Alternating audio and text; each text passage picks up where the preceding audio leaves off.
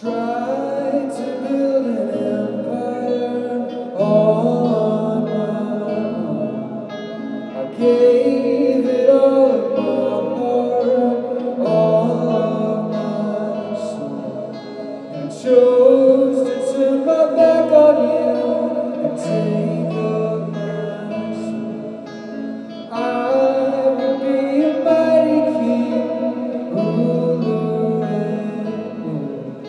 You and I will never be the same again, because of what you've done to me. I know you're just an angel of faith. I was just hoping for a little grace.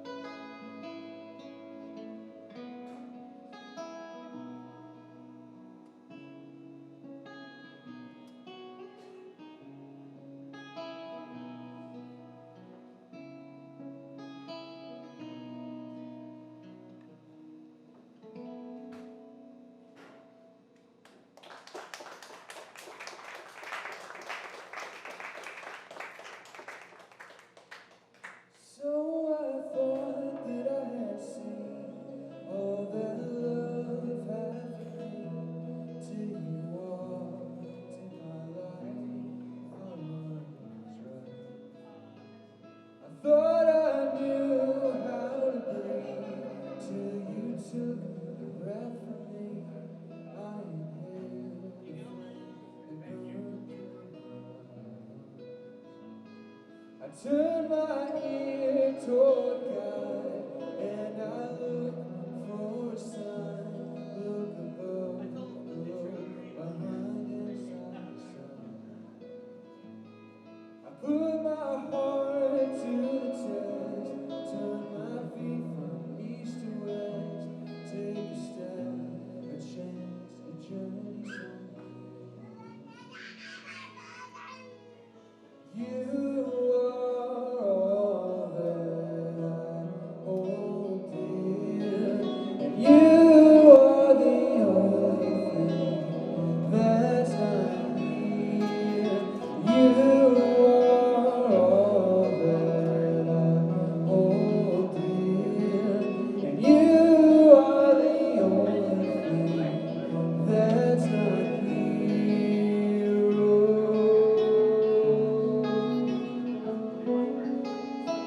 So I'm sitting on my hands, waiting till I get the chance to give my heart to this new romance.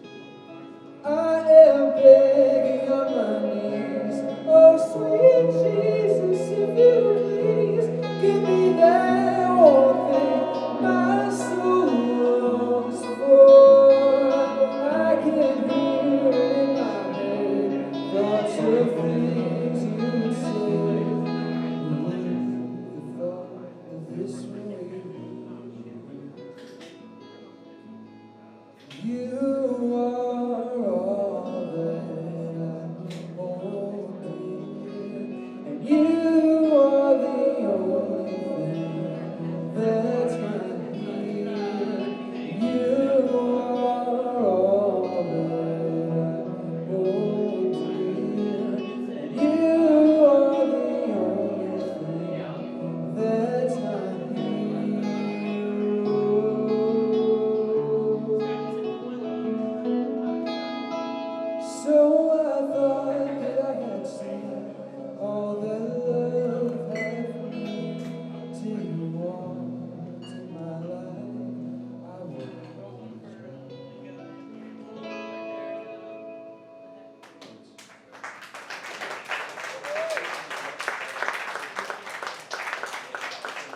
Hey, whoever's running sound, can we roll the highs up in my voice a little bit and the lows down just a tad?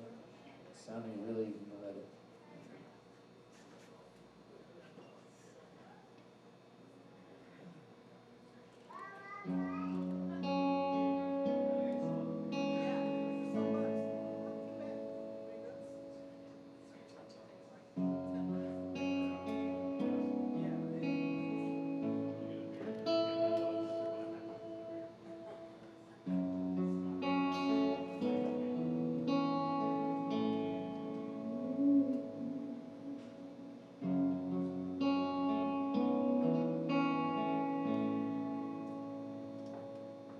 When the waves tear my boat from the ocean, and I float through the open sea, that's when I'll know you're always out to get. 'Cause you're the one who taught my heart to sail.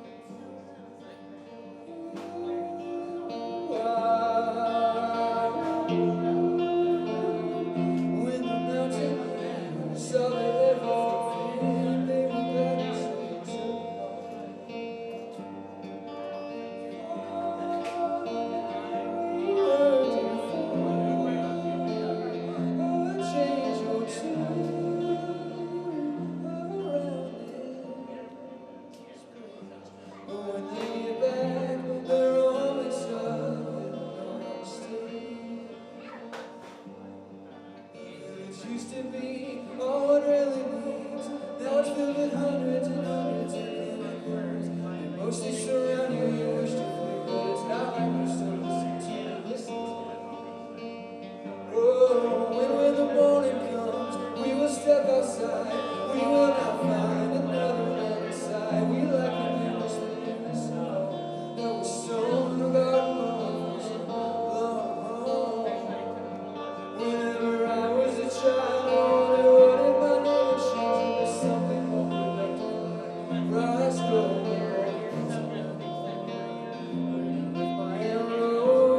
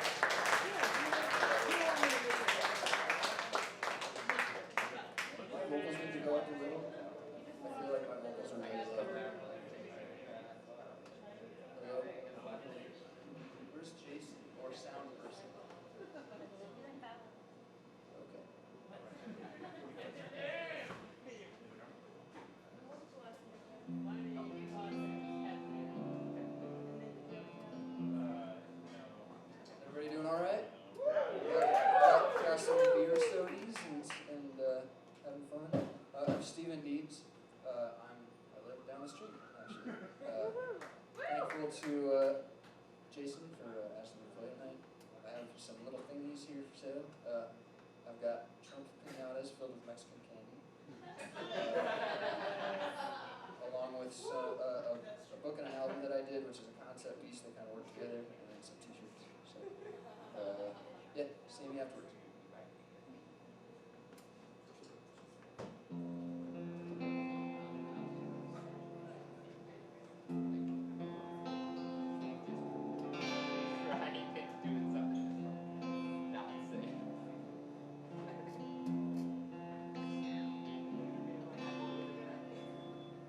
This cave must know me. It's dark, but I still see.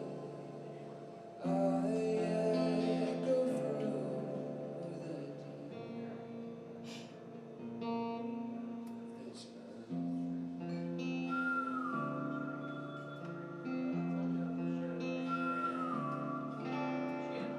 I don't know where I have come from, but now I must cross.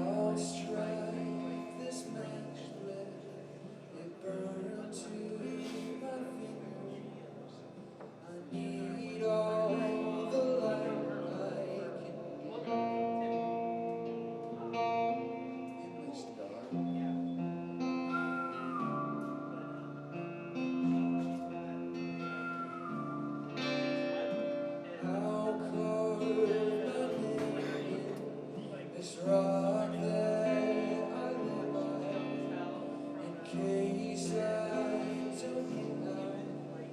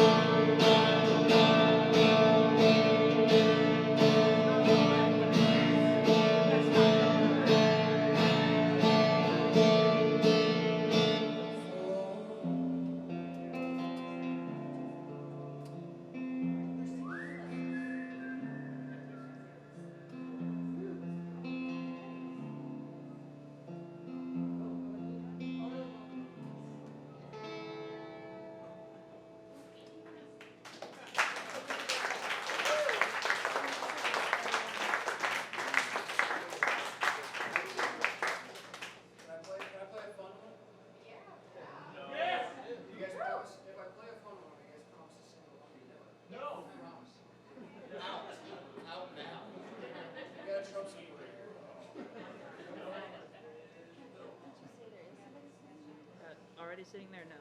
She's on the floor.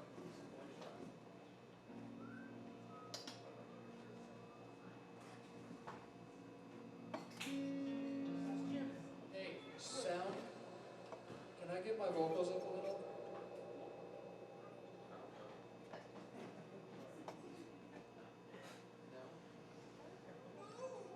No.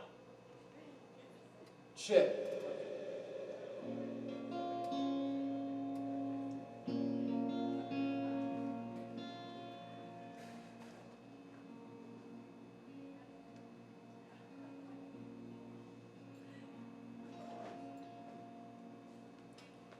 Hanging around downtown by myself, and I had too much time to sit and think about myself. And there she was,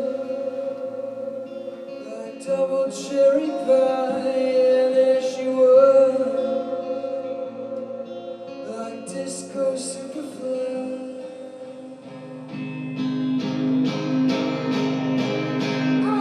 Sex and candy here. Oh, and who's that in my chair? Oh, and who's that casting TV stares in my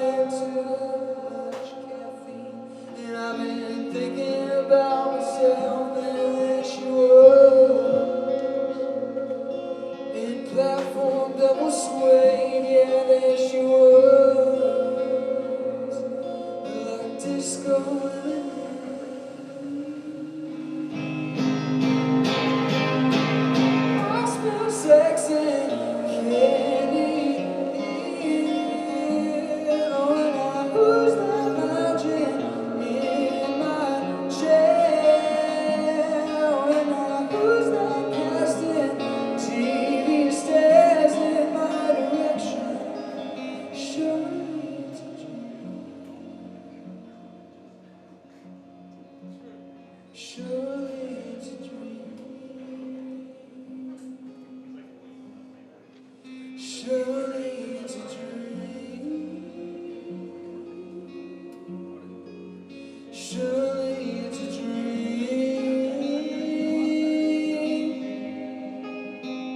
And there she was. And there she was. And there she was. And there she was.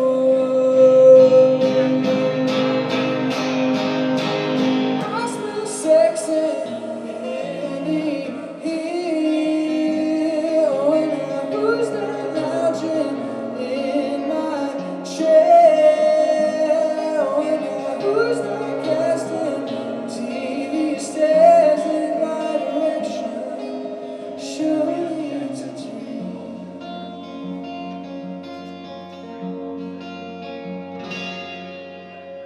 Thanks.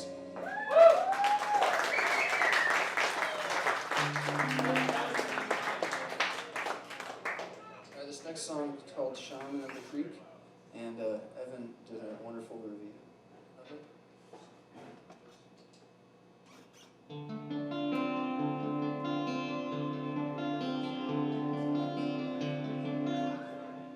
Alright, hang on. I gotta get you guys set up for this song. Alright, before I do this song. Alright, just everyone right now, if you just do this for me, close your eyes. Just close your eyes. Alright, now everyone in their mind, just picture a shaman. Whatever that means to you, just picture that guy. And now put him in a misty fog by a creek. And he's on the shore of this creek, and he's got his little hut there. And you are in a boat on this creek, and you're just paddling toward him, all right? You're there? Is everybody there? All right, that's this song. Stay there.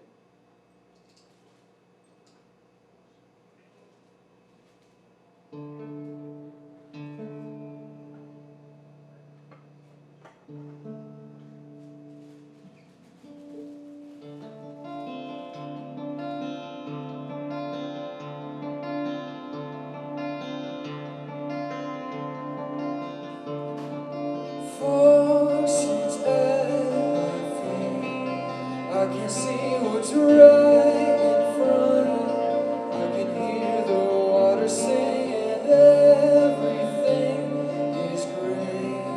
But I know the shore is soon, and he's warm and welcoming. The mountains on my skin will reside, and he will be our guide. Your soul will be free when we find you. Everything is you and I hope you feel me like I feel you. Everything is you and I.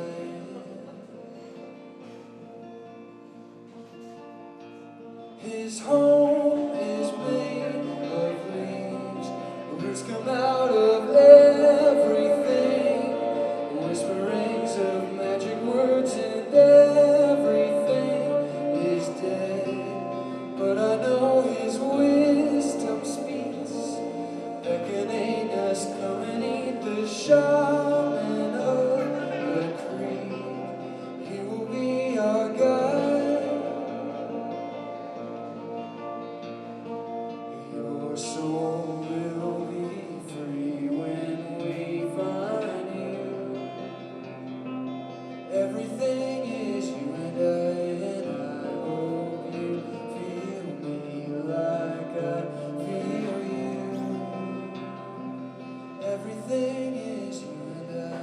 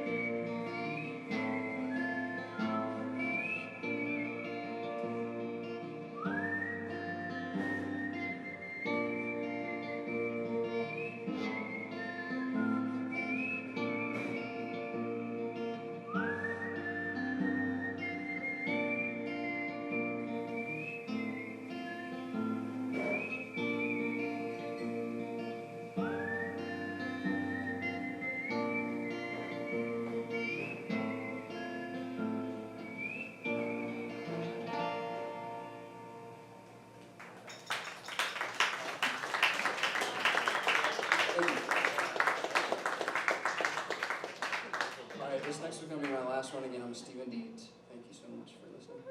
This next song, thank you. This next song is called The Hall, and it was written in kind of a weird, very strange time in my life, but it kind of was my angst about relationships and about the world being shit. So it's kind of depressing, but it kind of speaks of hope. If we all just pitch in, there's hope, but otherwise, like, we're done for. So that's kind of whatever. I don't know. I'm not trying to be political or anything, but don't vote Trump.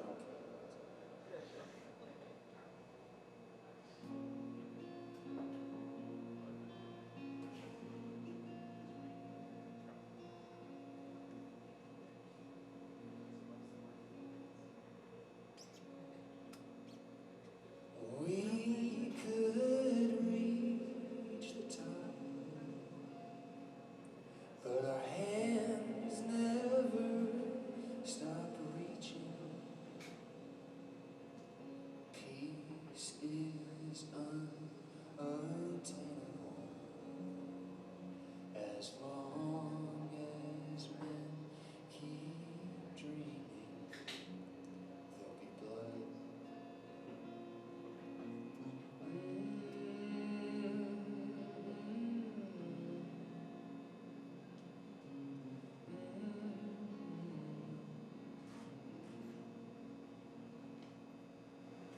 Were our souls but one? We just out of season. This hall is long and dangerous. Time could kill or save us. Hope could drain or sustain us. Fear could free or enslave us. Fight, fight, fight for the right day to come.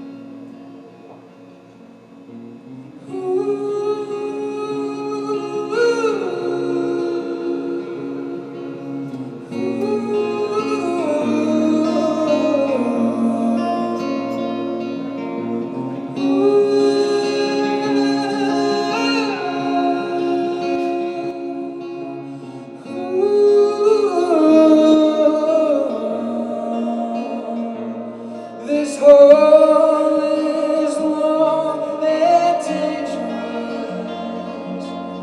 Walls of teeth so treacherous, whose promises are generous, lovely, fair, and torturous. Death could say what both of us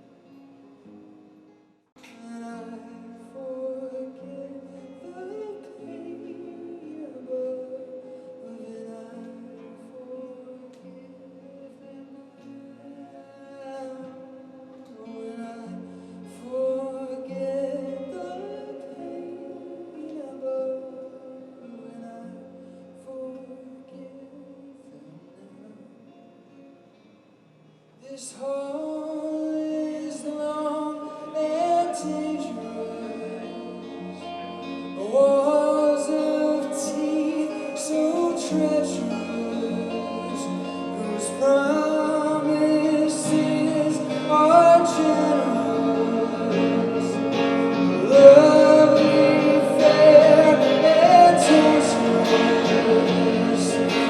Death could say what both were.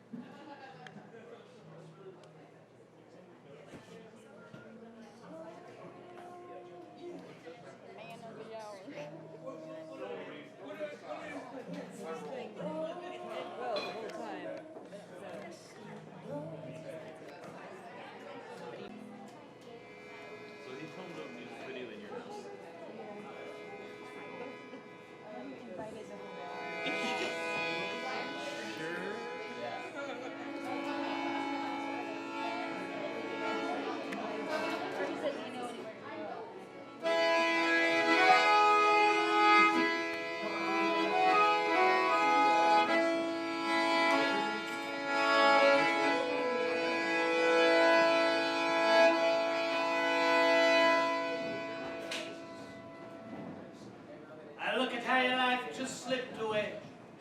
I see a little girl letting go of all the little things.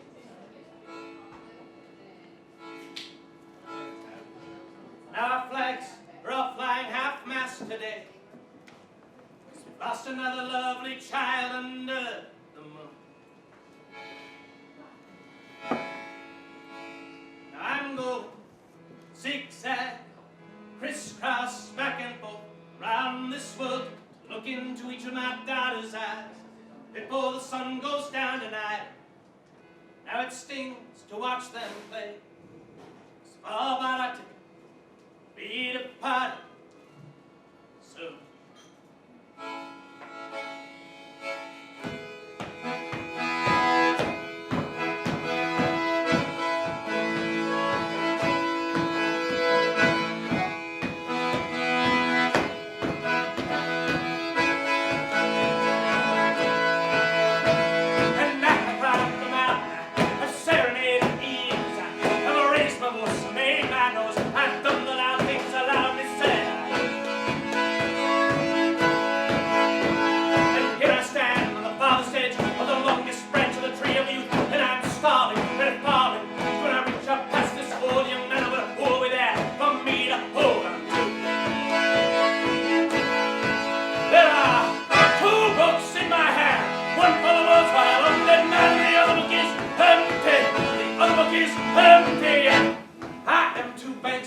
Watching myself moving in between.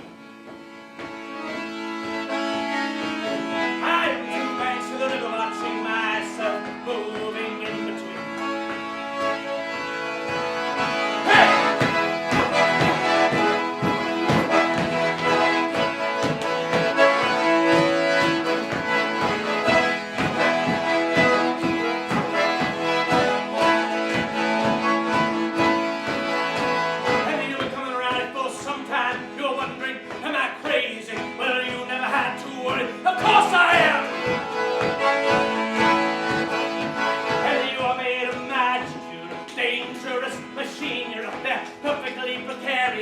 Suspended over the abyss, and every breath's a promise. Your whole body's a cathedral, rough from river grass and feather dust.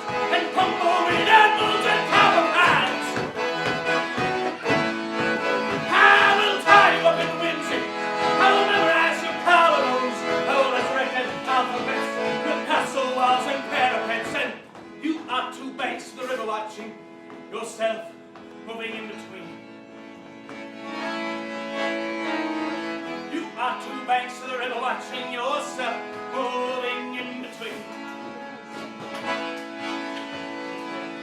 I am two banks of the river watching myself moving in between. I am two banks of the river watching myself moving in between. I reach past myself and hold on to the man I will become. I reach past myself and hold on to the man I will become.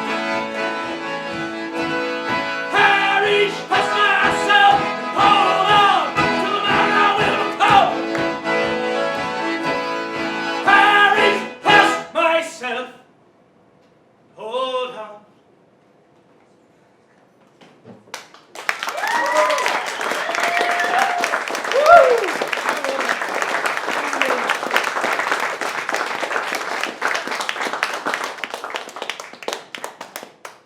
Thanks. How are you doing? I will play some more songs. You can hear me okay, I take it? Yeah. Let's try this one with the microphone. It's a little quieter. Yeah.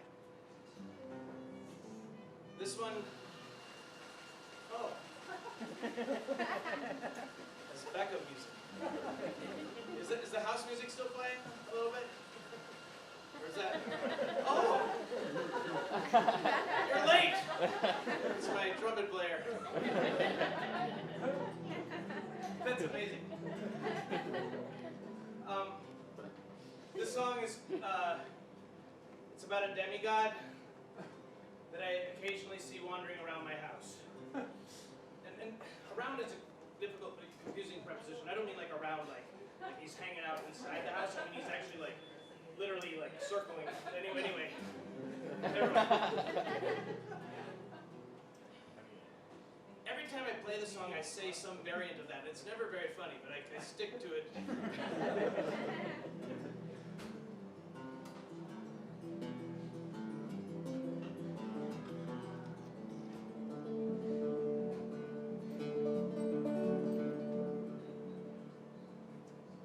World puts on the melody. Let's dress up for the night. Tosses it like gift wrap on the fire. What's the harm in indulging in a few moments' delight? There's no shortage of fruit born on the line.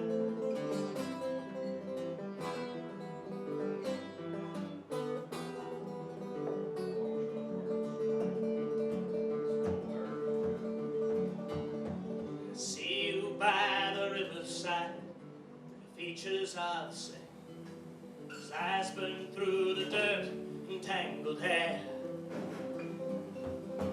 Back bent low with heartache and the weight of your own name. Staring back in guarded silence, where's the voice that hushed the sirens? Sing, Orpheus, don't you have just one more for us? The shelter's closed, there's no last bus, so sing your song. What else you going to do?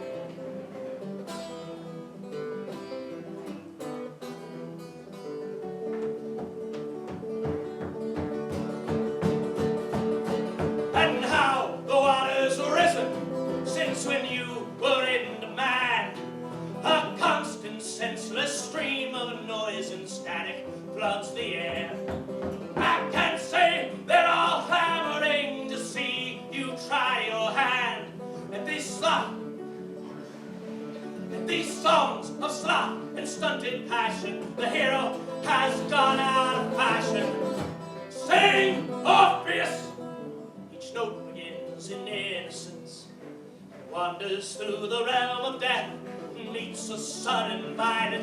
And can you still sing, Orpheus? Then sing something that's going to last. 1,000 years goes by so fast.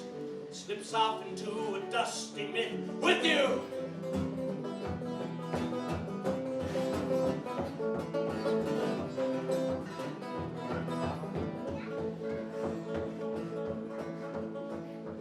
Apparently I'm playing this song a tiny bit faster than normal because I can't do it.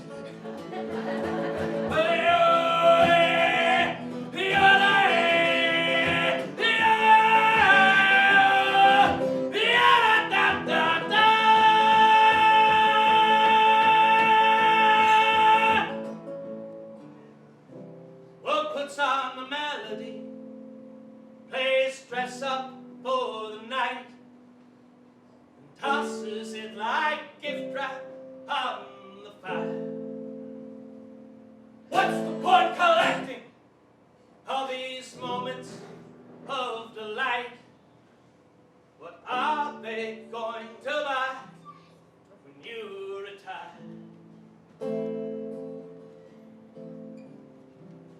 Saying Orpheus, not as a god, just one of us, pulled down by restlessness and lust, and hungry for little things a simple song can do.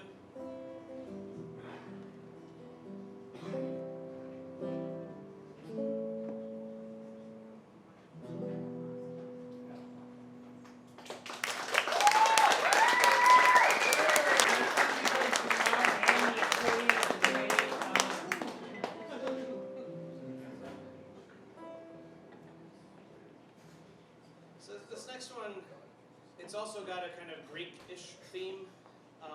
It's about a guy with a boat.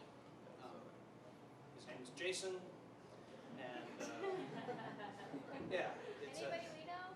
it could be a sing-along if you sing. All of my sing-alongs are pretty much the same. They all go yada da da da. I don't know. What do you think? Like microphones, no microphones? Let's just try it. We'll just do it.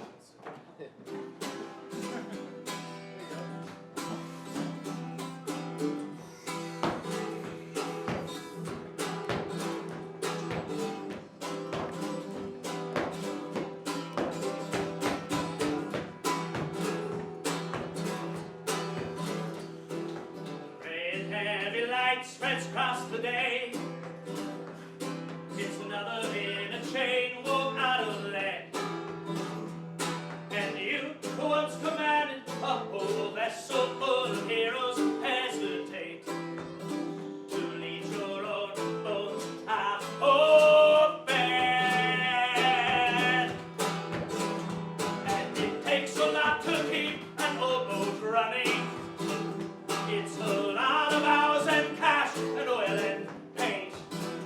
But the worms don't get discouraged. The rust does not lack in will. And that deep dark water doesn't mind the weight. You coldly weigh the body at your side. There was a day this woman saved your life. But past promises and passion vanish like some broken magic, and you say you plan to take another wife. And it takes a lot to keep an old boat running. It's a lot of hours and cash and oil and paint. But the wounds don't get discouraged. The rust does not lack in will. And that deep dark water doesn't mind the weight. When ya da da da da da da da da da. Everybody!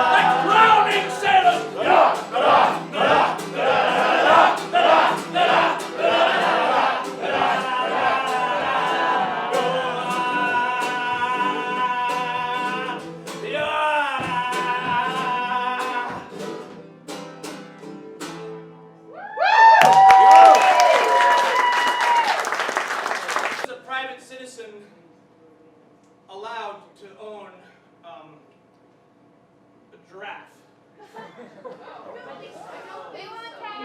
Because I learned something. I learned something a couple years ago that kind of changed the wiring of my brain and my aspirations in life, perhaps. I learned that in the state of Washington, where I reside, it is legal for me to own a giraffe. So you know, as soon as I learned this, I went online to try to find, where's the closest place to buy one. So I Googled, like, where do I get a giraffe in Washington State? And I was really shocked to find, like, the Google search results were very, like there was a thing. Like number one result very clearly was this place in eastern Washington, like Shriner Farms. Like, you looking for a pet giraffe? Come to Shriner Farms.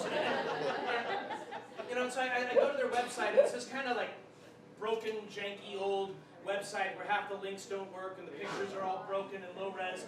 But they certainly purport to sell a variety of exotic animals, but especially giraffes. And so I composed an email, which I thought was very polite and reasonable. And I said, I'm probably not ready right now. But at some point, I might need to buy a giraffe. How do we start this? Could I come and look at them? And maybe discuss the logistics of owning a giraffe in an extremely not sub-Saharan African climate? So I sent this email off, but just as I'm clicking send, I notice, it's like an AOL account or an Earthlink, something ancient. And I'm like, you're emailing the void. Like, I think about their broken old website that looks like it hasn't been touched in about as long as mine. And I'm like, you're probably not going to hear back. So I send it off. I go and I do other crap, and I look back at my inbox, and like maybe 30, 40 seconds have passed, and there's a reply.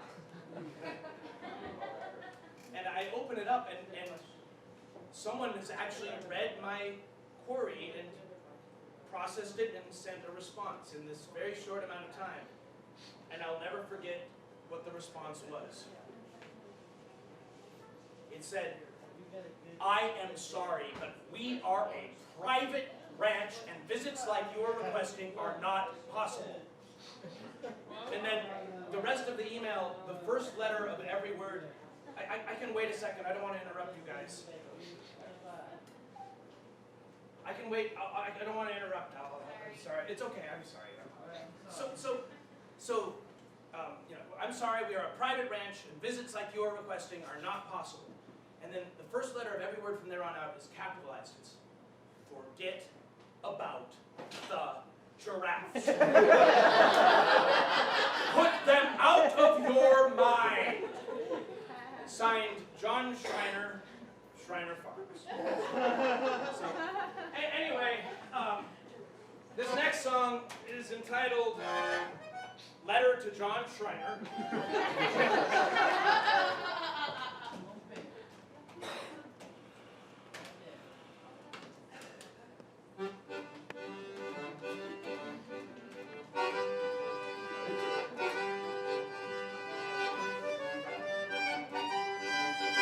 Just hear me out.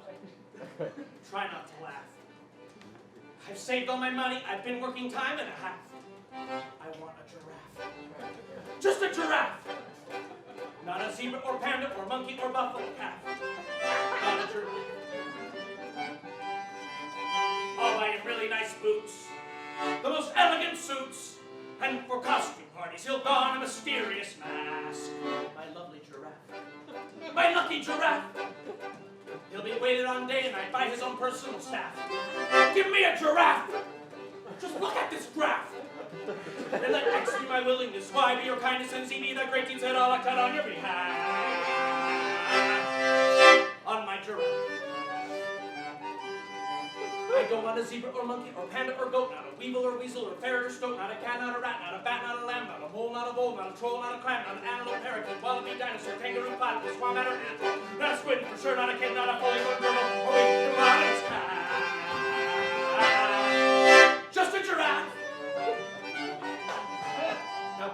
I think I will settle for a llama or camel. No, I am longing for a taller mammal. Hey, John Schreiner, I'm talking to you.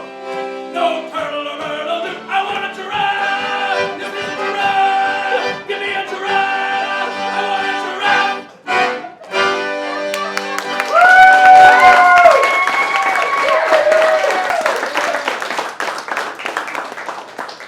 Thank you. So that was the best part of the show. It's all downhill after that. There will be no more animals, really. So, just out of curiosity, how many of you have never seen me before? Oh wow, a bunch of you. Wow, welcome. Who are you? Where'd you come from? How many of you have seen me before? It looks like the same people from where I'm standing. Is there anyone that feels like they don't fit in either of the categories? Okay. So, to those of you that know me and know my music, it's been a little bit, and those were a bunch of new songs. I'll play some more new songs. I'm kind of mostly doing that. To those that have never heard me before, never mind, those were just some songs, weren't they? But if there are any old songs that anyone is feeling like they're about to go on a murderous rampage, if you don't hear them, you can shout them out, and I will maybe ignore them, and maybe I don't play them. But I don't. Is there anything anybody really needs to hear? Like, no, then good. I'll do what I want. I've been doing an experiment. I've been traveling by train, which is a really wonderful way to travel in Europe, and kind of tolerable way to travel on the East Coast. And actually, it's been fine here too, but it really limits where and when you can go places. But it's been fun. Thank you for remembering me and coming out. I've neglected St. Louis for 5 years, and yeah. We do. So I'm gonna sing an old song of mine that's kind of a train song, and then maybe afterwards we can take a vote. There's gonna be a choose your own adventure concert, because last night, I think I did it last night in Chicago. So this song, there's a character that appears in it, this holy fool, and it's, in my mind, it's not this arbitrary thing. It's actually a very specific person I encountered on a trip to Thailand in the year 2000. And I could tell a story that might end with that, or it might get stuck somewhere else and never quite get there. So I'll let you decide after we play the song whether or not I tell the holy fool story. Right.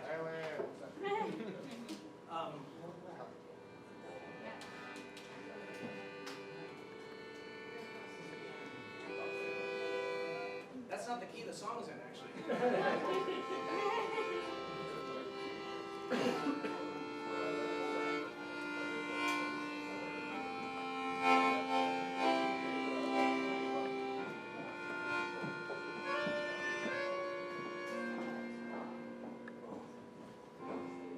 I know that you're feeling tired. I hear your voice swearing within. I know you slept so many places in these past few days. Can't remember just what bed you're in. Something familiar about this room. Anywhere you go, it's just like you've been there before. 'Cause if you are to step outside this body and this world, you're gonna have to go through a different kind of door. And this train only runs in summertime. Children have been let out of school. You haven't packed, the bottoms of your shoes are cracked.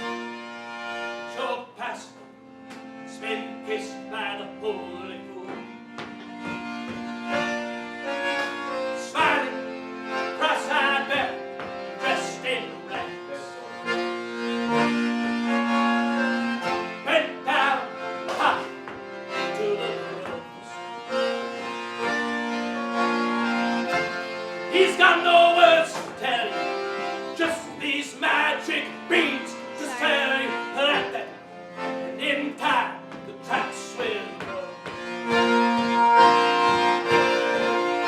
And this train only runs in summertime. The parents are lying beside the road. Haven't packed bottoms of your shoes are cracked. Your passport's been kissed by the holy moon. Are you looking for salvation? Are you looking for answers for Jesus? For answers to some warm on cold nights? Are you looking for that thing that looks out through your eyes? Just one thing won't leave your side. This lonely planet where everything's waving goodbye.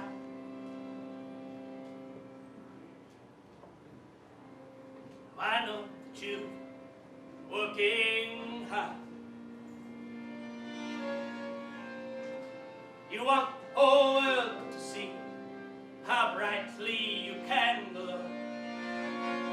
But if you just trade everything for that small bag of dried up beans, it's only time to the whistle.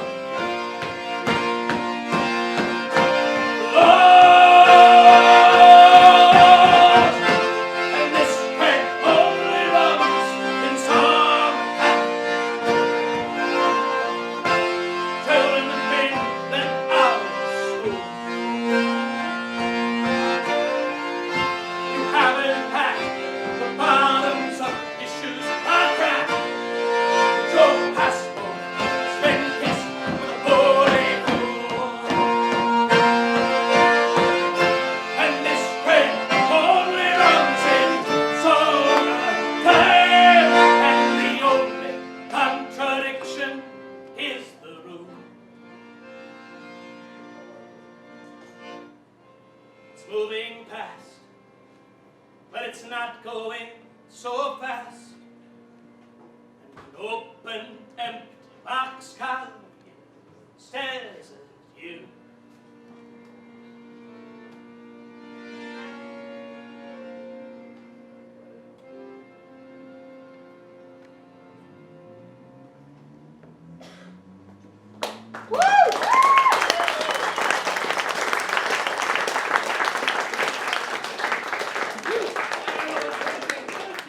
Are you in the mood for a long, rambly story?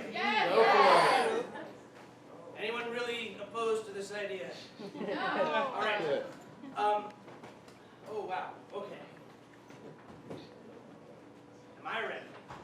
'Cause I just told this last night, and maybe it's gonna fit. Was there anyone here that was there last night? No. Okay, good.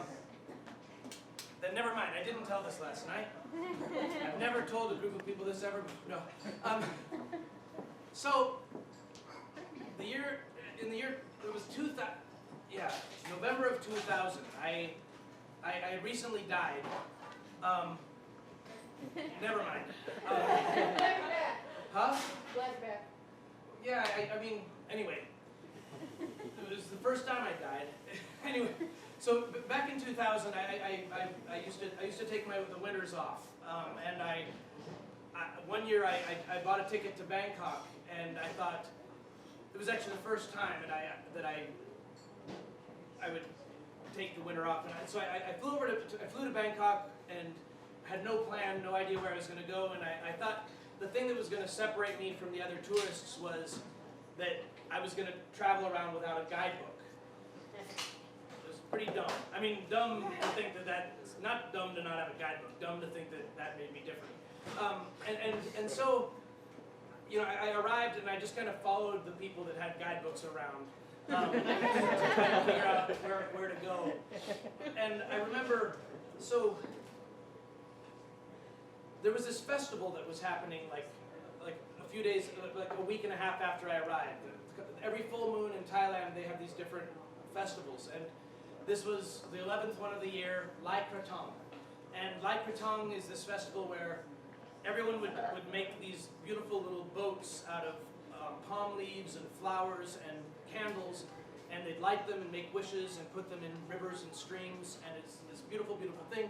And I heard that a beautiful town to be in for this festival is the town of Ayutthaya, because it's a town that's kind of formed by like the river. This river like splits into a whole bunch of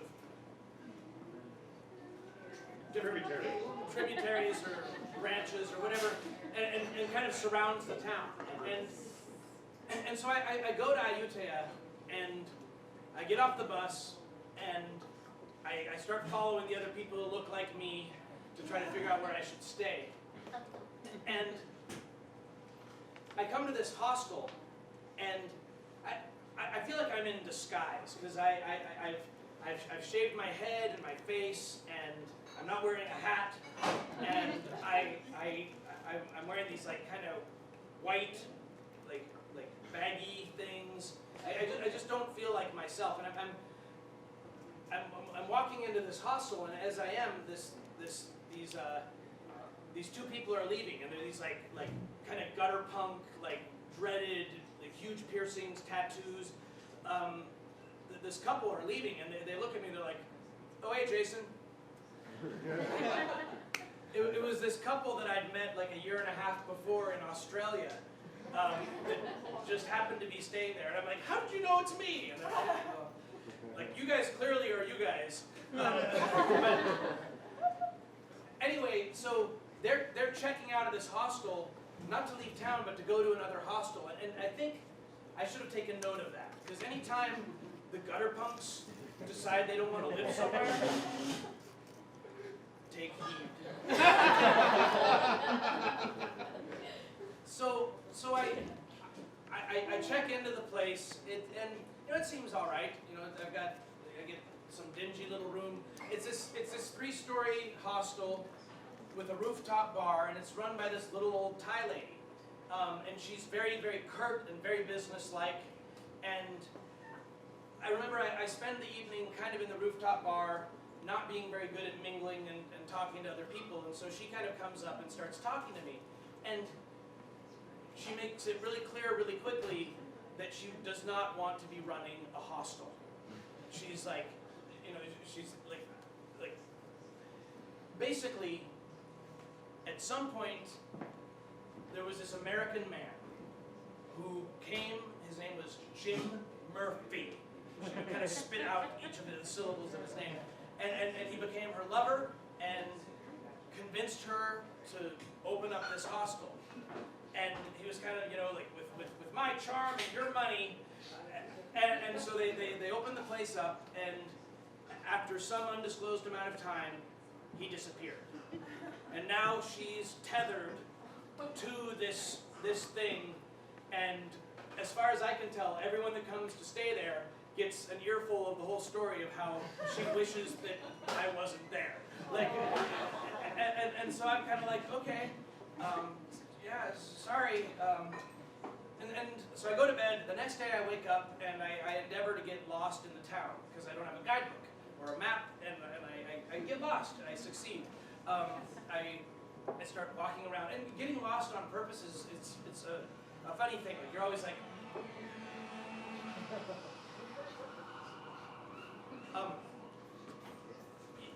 I think I know the way back. I'm pretty sure it's that way. I need to, disorient myself more. But then at some point, like the teeters or daughters, and you're like, wait, I think I actually, I don't know which way's back. I'm lost. Shit. So I'm trying to keep on the balance of almost lost, and I'm wandering through this town. I end up in this kind of weird, neighborhood with these really long streets. And I remember there's these little these dogs yapping at me. One of them bites me in the ankle, and I'm walking down the street, and it's just this long row of similar looking houses, and in front of one there's this Thai family, and they see me walking by, and they're sitting and drinking and having some snacks, and they invite me in. I join them. This moment of revelry happens where they give me a drink and everyone laughs, and then pretty quickly it's uncomfortable because they don't speak any English and I don't speak any Thai, and we just kind of sit there awkwardly and kind of laugh, but they keep saying, "Chop, speak English," which doesn't make any sense until their daughter named Chop arrives, and she does. She speaks English. And suddenly the party, you know, clicks into a new gear because she's there to translate it. And they're lovely, lovely people. And they ask me, what am I doing? How long am I staying there? Am I staying for the festival? What are my plans for the festival? And I'm like, well, I thought I'd get a boat and make a wish and put it in the river. They're like, no. That's like Lake Patong is not a time to you need to be with people that you care about. Please come back here on Lake Patong. Come in the afternoon and together we'll all build boats and then we'll go together to the canal. And it's not something you should do alone. You should do it with people you care about. And so please come join us. And I was like, really? Really? Whoa, thank you. And I think that they helped unlost me. They got me back to my hostel. I think Jope even drove me back. And anyway, so I'm feeling pretty good about my Lake Patong plans. And I'm sitting back in the rooftop bar, and the proprietor of the hostel comes up and talks to me again. And she's like, so this is the problem. What's happening right now is I'm about to tell a different story. And that isn't on the way to the Holy Fool that we're trying to get to. But so maybe anyway. So the proprietor comes and talks to me, and she's like, somehow I mentioned that I'm a musician, and she gets kind of excited. She's like, oh, well, I'm an elementary school teacher, and you should come tomorrow to my class and sing some songs. And I was like, I don't know. And then somebody was like, Jason, what else are you going to do tomorrow? Of course, you're going to go to the school and sing the songs, And so I'm like, okay, sure, I'll come along. And she's like, okay, meet me in the lobby at 6 a.m. I'm like, all right, okay. So I get up, I wait in the lobby at 6 a.m. She's not there.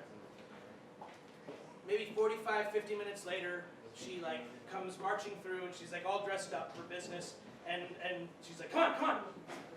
And so I follow her out onto the road, and she's walking, she her legs barely move, but she moves much faster than I can run. And we get to this bus stop, we climb on a bus, and the bus just goes straight out of town, out into the countryside, out into the absolute middle of nowhere. We drive for 20, 30 minutes, we get off the bus in this anonymous highway interchange, walk over to this other highway, get on a second bus, and go even farther into God knows where. We get off of this bus, kind of out, in the middle of nowhere, and there's this kind of little business complex looking cluster of buildings. And so we get off and we make our way towards those, and we go into this classroom, and sitting there are 30 8-year-old kids, all with their hands folded at their desks, looking straight ahead. And I'm like, how long have they been there? I feel like we're late. And she just walks up to the front of the class and just starts talking. It's all incomprehensible to me. And she talks for maybe 10 minutes or so. And then at some point she's talking and she kind of refers over at me, and the class all kind of applauds. And then she invites me to come stand in front of the class, which I do.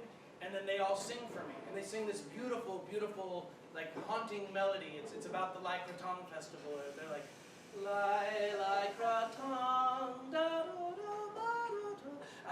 It's prettier than that even. And I'm like, wow. And then it's my turn to sing something for them, and I'm like, oh man. I want music that tears itself apart. I don't know what I did, but it felt wrong. It felt like not a like exchange. And so I do my thing, and then I go and I stand awkwardly on the side again, and she keeps talking to them for just a few minutes. And then she like leaves the front of the classroom and like walks out the door, and she's like, come on. And I follow her. And she's like, wait right here, I'll be right back. And she like goes into this other building. And the kids are just sitting there in the classroom still. I'm like, we were in there maybe 15 minutes in total. Like, are they just always there? Like, hoping that a teacher will arrive for a few minutes? So she's gone for like a half hour, 40 minutes, and I'm just kind of awkwardly waiting around. Eventually she comes back, and she's walking really briskly, and she's now got this paper bag that she's clutching. And she's like, come on, come on. And we walk back out to the highway, and we're like, you know, waiting for the bus, and she gets fed up waiting for the bus pretty quick, and she flags down some guy driving a moped.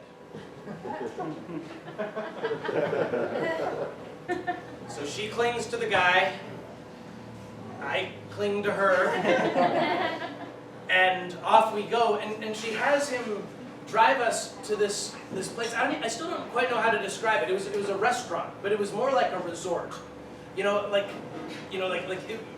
was like a whole like fortified thing, and she's like, we get off, and like, you know, it's this incredible garden with like this like huge strange restaurant thing, and she's like, do you want to get some lunch? And I'm like, okay. And we go in, and we're like the only people eating there, and like there's like a staff of like 30, like people are like fanning us while they take our orders. Like, I've never been anywhere like that. And the food was really good. And she's talking at me, and I just can't wrap my head around why she's telling me the things she's telling me. She's going on at great length about her finances. She's telling me the exact contents of her bank accounts, and like she's like, yeah, look, I mean, right now there's about 3 million baht. I think that's about, you know, $450,000 in your money, and blah blah blah blah blah. And I'm like, and then she's like, yeah, and today I retired from my position as a school teacher, and I collected my pension. She gets the paper bag and she dumps it out. It's just cash. Just this pile of cash like on the table. And now like my brain kind of starts like going like what could she possibly be driving at? Like, I'm like 25, 26 at the time. She's probably like 63, 65. But all I can think is that she's trying to entice me into marrying her and running the damn hostel with her, right? And I didn't know what to say. I wasn't quite in the position to do that. I mean, like, you know, like now, like maybe, but no. But then finally she comes around to what she'd been planning to say, and I swear to God, she says, I want you to help me to find and kill Jim Murphy.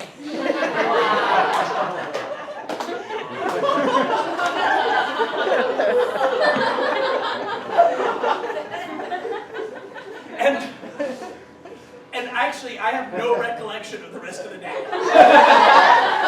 Like, I don't know what I said in response to that. I don't know how we got back. It's just like that. She definitely said that. And maybe I killed him. Where else did that $100,000 come from? I don't know. No. So somehow I politely excused myself as not being a very experienced assassin, and we go back. I fall asleep. I wake up. And now it's Lai Krathong, the big festival. The reason I was telling this story, and I'm all excited to go spend the afternoon with my Thai family and to build a boat and to, you know, and in the morning I'm kind of killing time wandering around, and I run into the Dutch couple, the dreaded punk pierced people, and they've built these boats. They found someone to buy these, the boat building stuff from, and they've made these really beautiful, intricate boats with all these flowers and leaves, and they're really quite happy with them, and they're like, hey Jason, look what we made. And I'm like, well, that's cool. They're like, yeah, we've got more stuff. You should come over to our place and we can make more boats and then we'll launch them together. And I'm like, are you serious? I'm making a real boat. A real Thai family. I've been chosen. Like, I mean, it's really cool you did that, but I'm busy tonight. You guys piss off. Like, I was not that rude at all, but I was like really like, I didn't want to hang out with Dutch people in Thailand, and so I go to get lost again in the same way to try to find this house, because I do start panicking, like maybe I can't find it, and eventually I come across a road that really seems very similar. And I'm walking down the road, and the dog bites me on the ankle. I'm like, this is it. And but the houses all kind of look the same, and there's no family like having a party in front of one. But eventually, I'm like, no, it's this one, because it's got the table and it's got this little awning, and then there's that little thing on the door. It's definitely this one. But it seems so quiet, and so I go up and I knock on the door, and it remains quiet. I knock again, and I hear a sound somewhere inside the house, but no one comes to the door. And I get this sinking feeling, I think, you should just go. And I kind of start to, but then I'm like, and I knock one last time, and now there's a louder sound that comes to the door, and the door opens, but only an inch. And I hear the mother's voice. Job not here. Job have boyfriend. Door closes. And I'm sure there are a lot of times in my life where I've felt like devastatingly misunderstood. But that's up there. And I just was like, but. And I just, like, how do I make my case? Like, why do I make, So I walk away, and just kind of feeling empty and dejected, and it's now mid-afternoon, and I decide I'm not in much of a hurry to get anywhere, so I kind of take this really long circuitous route back into town. I keep walking the direction I'd gone until I get to the river, and then I kind of follow the river around back into the center of town, and it takes a few hours, and while I do it, like the city's like waking up, coming to life, getting ready for the big party, and like it's starting to get twilight, and you can just feel the energy ramping up, and everywhere you go, every street corner, there's all these little girls selling with these tables full of beautiful little boats for sale, and I'm like looking at them, and I'm like, God damn it, I don't want one of those boats. I want my own real boat that, and I get all the way into town, and like at the main center of town, there's this big park that is right up against the river, and there everything's nuts. There's like thousands of people milling around. They've got 2 bandstands with 2 different bands playing. The bandstands are like 5 feet apart, and they're aimed at each other, which is a really good idea. The sound in between was amazing.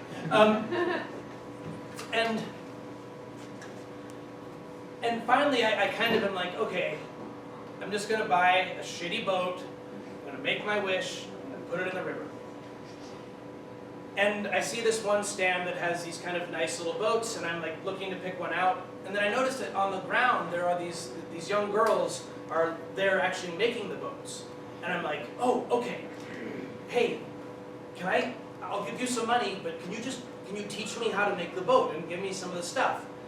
And they laugh, and they think that's really funny, and they make some space, and I like sit down there, and they give me some stuff, and I start kind of trying to weave it together and make something, which they think is hilarious. And I start trying to make something kind of like what they're doing, and it looks really, really ugly and terrible.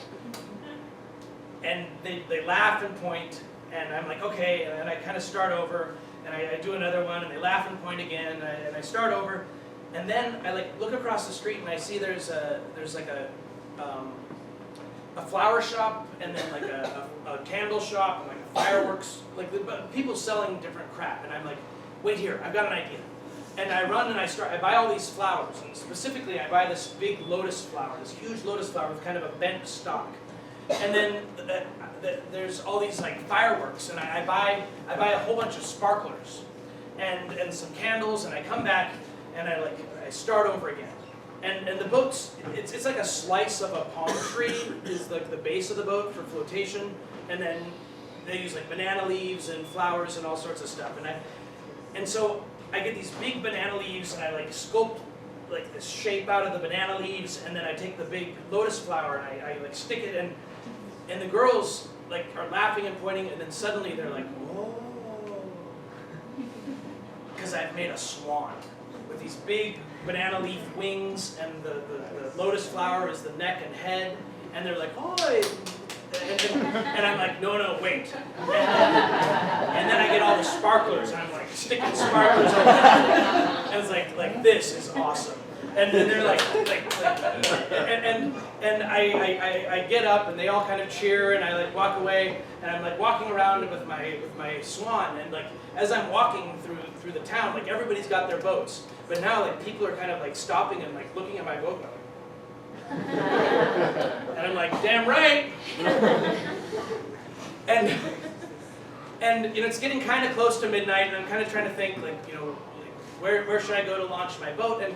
And just about then I run into the Dutch couple, and they seem to have forgotten how I kind of dismissed them earlier. They seem to have forgotten how I talked about how I was going to spend the day with the real Thai family, and they see me, and they're like, oh, hey Jason, how's it going? Like, we're about to go launch our boats. We found this really beautiful, quiet little creek just over there, and we were going to launch them in there. And I'm like, are you crazy? I mean, do you see how awesome my boat is? Like you think I'm going to go launch it in some quiet little stream where no one's going to see it? Do you see the sparklers on this? And they're like, whatever, okay. And they like wander off. And so I'm like walking around, and so like this park, you know, it all kind of slopes down to the river on like three sides. And there's this, you know, big flat spot at the top of the hill. And, you know, and there's like thousands of people milling about. And people are like starting to like light the candles on their boats and make their wishes and send them off. And I'm like, okay, it's time. It's like 3 minutes till midnight. It's time to do the thing. And so I set the boat down on the ground, and I go to make a wish. And anytime, I'm not good at making wishes or praying, or like, anytime it's like, you know, trying to have a conversation with like God or eternity or something, I just don't quite know how to. But I was mostly thinking about how awesome my boat was anyway. And so I'm like crouched down there, and I get this, my eyes are closed, but I get this feeling like something's really wrong. And I open up my eyes, and just then, this dirty foot comes down on my boat. Doesn't destroy it, but kind of kicks it to the side. And I like look up, and it's this little old man. He's like dressed in like dirty rags, and you know he's like mostly bald with like a few gray hairs sticking out in kind of crazy places, and he's like got his hands like in like a prayer position like mine had been, and he's like looking down at me, and he's like. And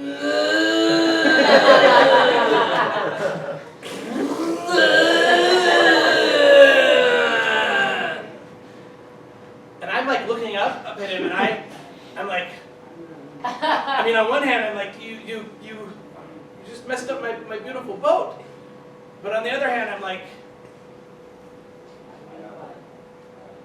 he's right. You know? Like, but so a bunch of people all kind of come rushing in, and like they kind of like usher him away, and they're like please, it's okay, don't worry, he's crazy, and they kind of like pull him away from me and kind of pat me on the back and assure me that everything's okay. And So I get back about the business of making my little wish prayer, and then I go to light the candles. I have a plan. I'm going to light all the candles, and then I'm going to walk the thing down to the river, set it inside, light the sparklers, push it off, and it's going to be amazing. But I guess I'm a little bit shaken by the holy fool, because like my hand isn't holding still, and I can't quite get the candles to light. And instead, one of the sparklers starts going. But apparently it's not actually a sparkler, because it's sort of shooting balls of flame and kind of like cascading sparks down on all the people around me. And pretty quickly, the other sparkler things also start doing that. And very quickly, all the same people that were just kind of like looking out for me look really angry. And so I grab the thing, and I'm like, get out of the way! And I start running down the hill with it, and I get to the edge of the river, and I'm I'm gonna fall in, and I kind of like stop and throw it, and it's sort of in slow motion. It kind of flies, lands in the river, sort of cockeyed, but then kind of rights itself, and then flips over and sinks. And I feel behind me a shift. And I turn around and there had been the cacophony of thousands of people just moments before, and now it's just silence. And all these people are just like staring at me.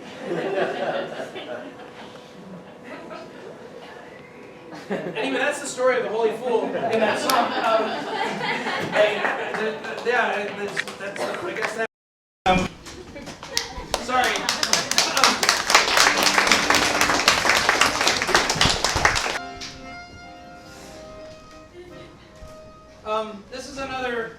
This is a song from. It was written by a Czech accordion player named Jana Vébrová, who's sort of a friend of mine. I've ruined the song by translating it into English. When I first saw her play, it was at a time in my life where I had not met lots of other accordion players, and I thought, I don't like that there are other accordion players. I want to be the only accordion player. But she was so amazing that I thought maybe I should fall in love with her and spend my life with her, but that didn't work out. But instead I'm going to play her song. I hope someday she comes and travels all over the U.S. because she's really remarkable.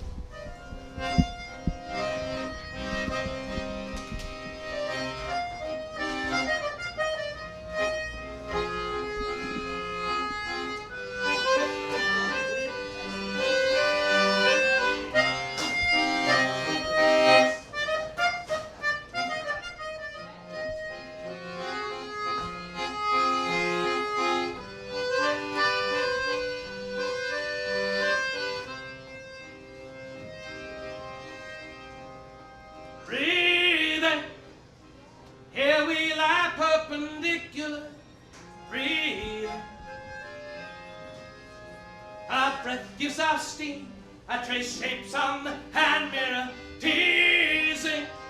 Punish me once again, tease me. The moment when anger overthrows reason and the patterns replace our skin. Seizures, pleasures, fractures, future closeness. Somehow must find our way through a near and open way. Out and go.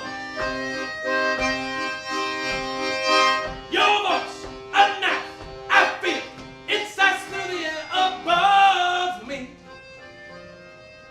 Giant laughter, hungry, sweetly, like a snap shot of our eyes.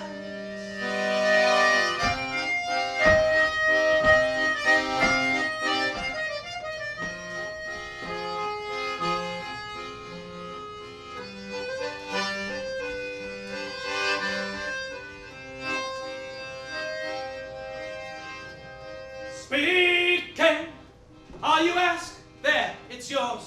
speaking. Jesus, what have you done? Love is not pork goulash. Feeling my breath and pulse, why the rush? Feel me. This thunder, this lightning, these lecherous lapses, your pathetic whining just go. Seizures, pleasures, fractures, future forces. Somehow must find our way through an open way. Out and go. Your voice, a knack, I feel it sucks through the air above me. Giant laughter hung there sweetly like a snap shot of our life.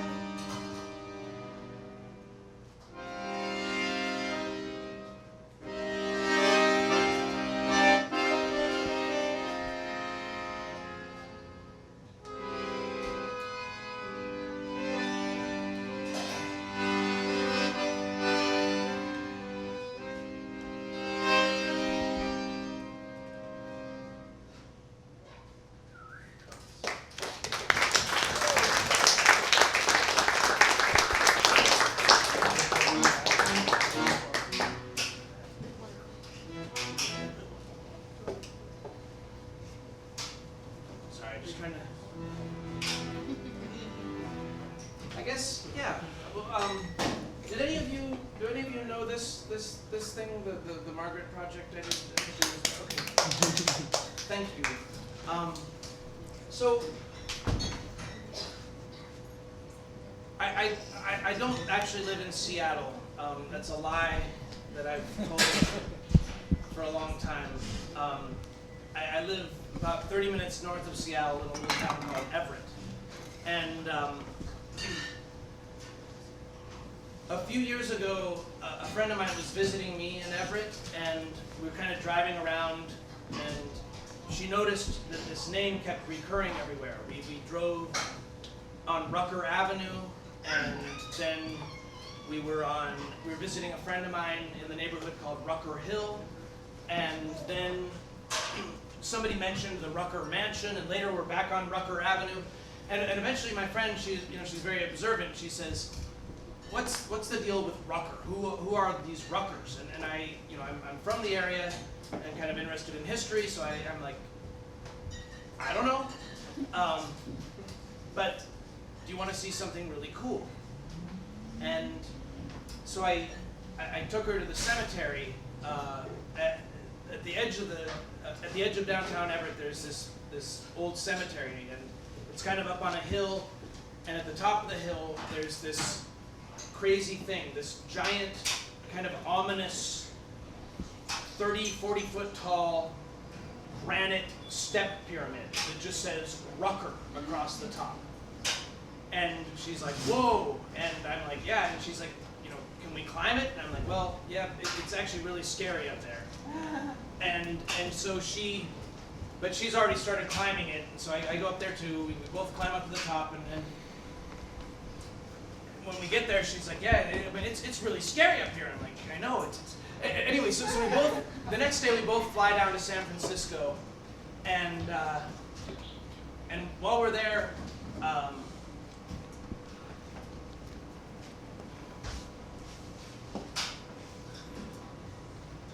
I stay with this friend of mine, Chicken John.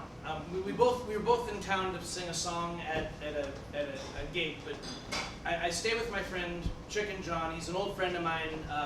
He used to run the bar that I first would play at when I would play in San Francisco, and he's kind of an interesting guy. He ran for mayor once. He was the guitar player in a band called G.G. Allen and the Murder Junkies. If you don't know who they are, don't Google that. He was involved in a group of people that started a little festival called Burning Man. He's just kind of an interesting guy in my life and in the world. And we hadn't seen each other in a little while, and we're walking down the street. We're sort of catching up. Both of our lives have changed a lot. He's married. He's got a baby on the way. He's living in an actual house. I I've taken a break from touring around and performing, and I bought this old house in Everett that I'm fixing up. But he hears the word Everett, and he just like freezes in the road, like, and kind of gets stuck in this loop. And he's like, Everett? Wait, Everett? Everett? You live in Everett? And I'm like, yeah. And he's like, I need to show you something. There's somebody you need to meet. And so we go back to his house, and on the way he tells me this story about how 20 years before he had just moved to San Francisco from New York, and he's living in his van. And somebody had hired him to get rid of a bunch of garbage. So his van's crammed full of garbage, and it's like 3 in the morning. He's spent all the money on alcohol, and he's driving around trying to find a dumpster that he can throw the garbage in so that he can lay down in his van and sleep. This is my very dear friend. And so he finds this dumpster, this huge dumpster in front of a little old house in Vernal Heights. And he like jumps out of the van, throws open the dumpster, and it's full. But it's full of furniture, and he thinks, you know, I could probably sell some of this. And so he decides he's going to unload all the furniture out onto the sidewalk, put the garbage into the dumpster, and then load all the furniture into the van. You'll note he still won't have a place to sleep. But so he does that. He unloads all the furniture onto the sidewalk, and then it takes a lot longer than he expects, and he's exhausted. He goes to light a cigarette, but the wind keeps blowing out the match, so he climbs into the dumpster as a windbreak, lights the match, and he sees the last of the crap that's lying on the floor of the dumpster in front of him. And right there at his feet is this book, this huge, oversized, one-of-a-kind scrapbook with a handmade tooled leather cover. And right there next to it, there's a candle. So he lights the candle, and he leans down, and he opens the book and reads the whole thing right there. And it's the story of a woman's life. It begins with her birth certificate, it ends with her obituary, and in between is like her life, not captured in any like words, not like there's no like, oh, this is Aunt Maggie when she did this.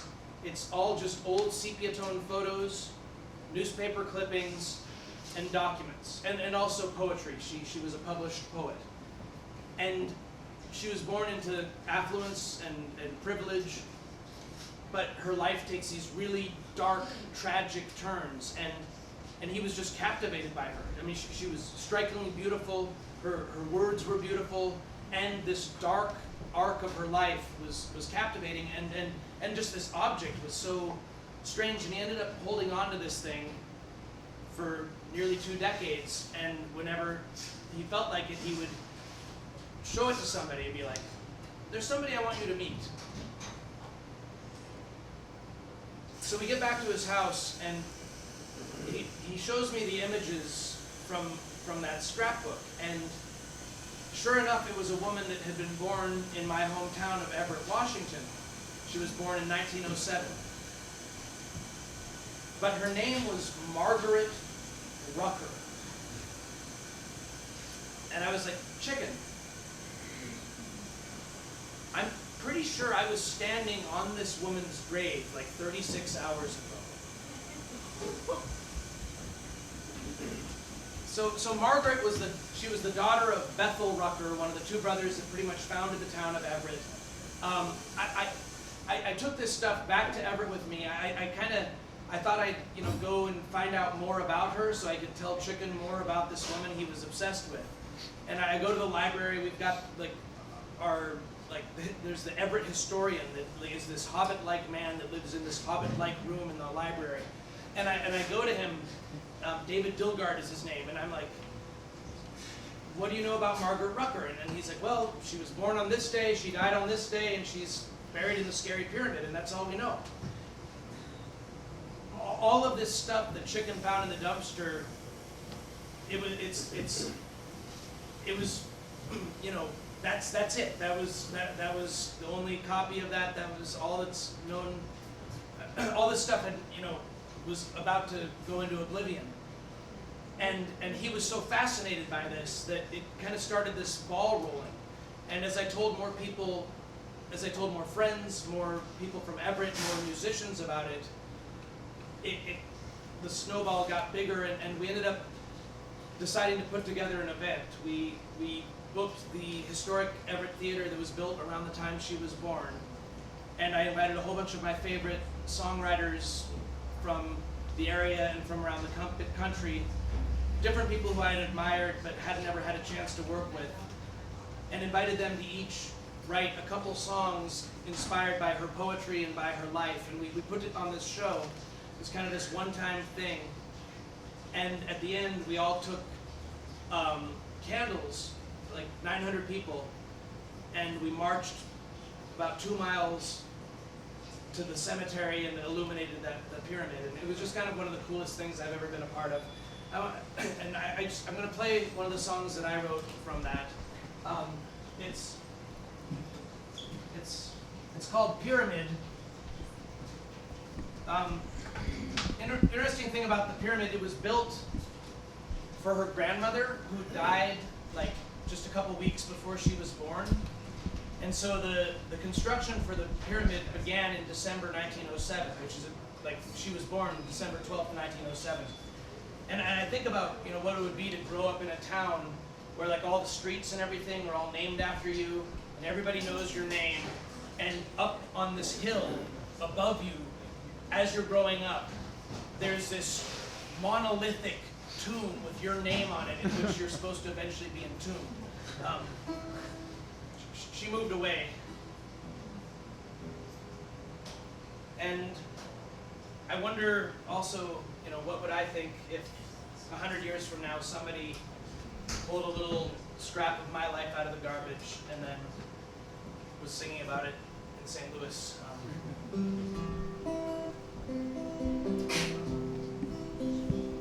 My guitar doesn't like the humidity, but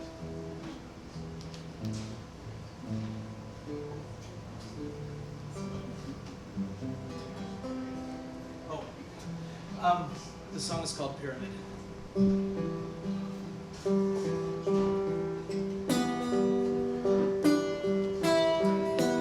That's too bad.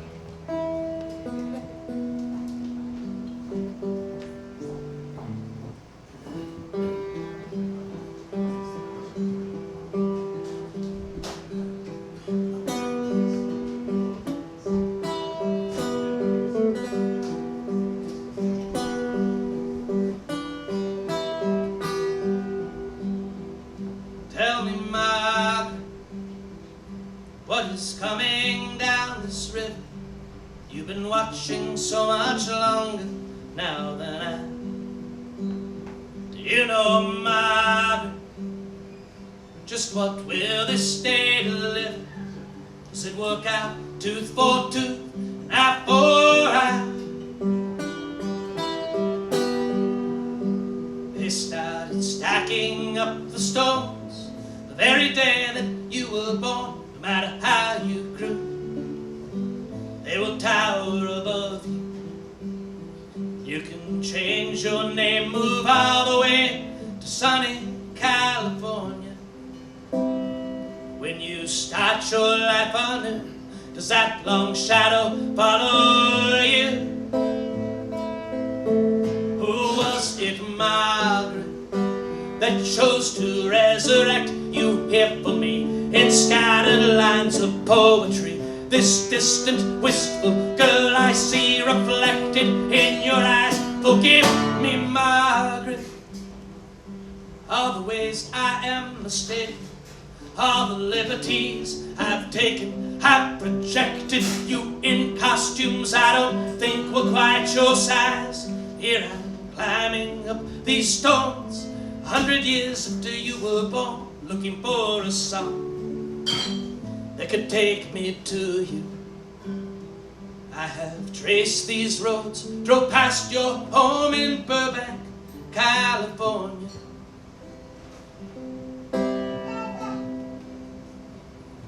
You were not inside. You found a better place to hide. Tell me, Margaret, when I'm gone,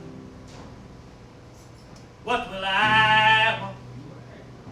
To be left at the bottom of a garbage bin, or dusted up, pulled up onto the stage? Will it please me when someone lights a candle and says my name? Will I say, leave me in my pyramid, blow out the flame, close the lid, this story's done, why don't we turn the page?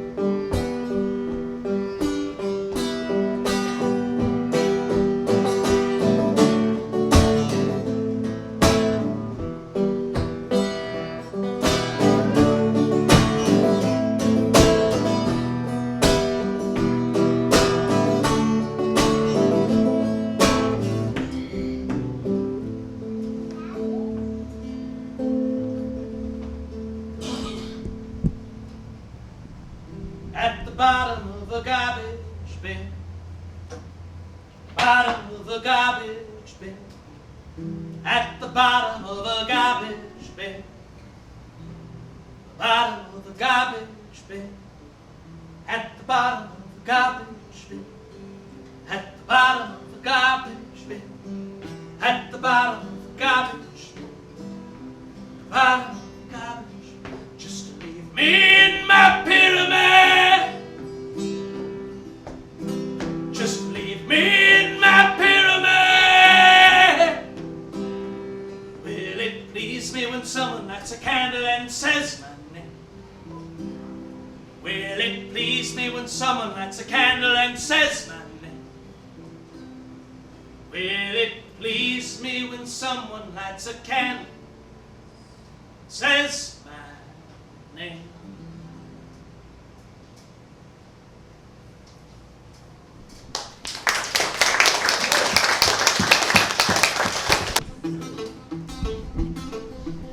I wake up every morning with the sound of motors roaring, they're drowning out the voices in my head. At night while I am sleeping, I can hear the angels speaking, but I can't recall a single thing they said. I see the lips move clearly, I feel their presence near me, but each word they try to tell me just into the past. I push, I stray, I wrestle with my brain, and then a voice from somewhere whispers to relax. I'll say a word for sickness, she is my favorite mistress, yes, she knows my body like no other can. My flesh and spirit keep colliding when her fingers are inside me, oh my God, lady, I'm your man.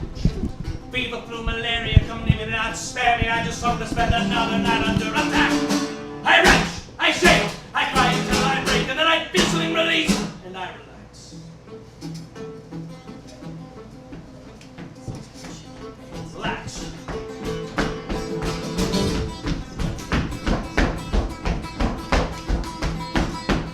I bang my head for days against the walls inside this maze, and I've been too good at this damn kind of thing. I'm in here with my father, I'm just pacing, but he's smart, he's been building a fantastic set of wings. And like that, I'm up and flying with the labyrinth behind me, but I go too high, the sun is knocking through the west. It burns, it hurts, I tumble through the air, and as I fall, I feel myself relax. There's more to that song, let's do that there, it's good.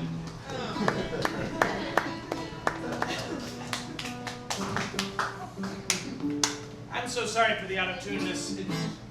I don't know. How are you guys doing? What's going on? I feel like, first of all, I feel really touched that after neglecting St. Louis for 5 years, anybody remembers me at all. Thank you so much for being here tonight.